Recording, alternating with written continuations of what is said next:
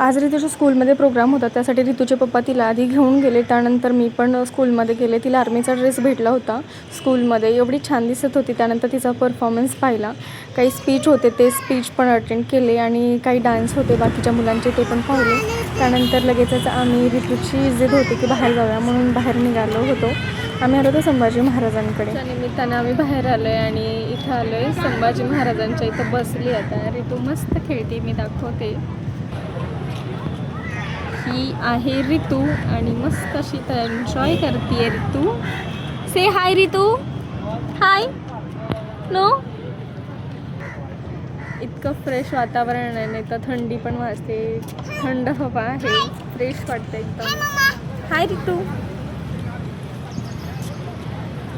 आणि इथं बसली मी आता आणि ऋतूचे पप्पा कणीस आणायला गेले.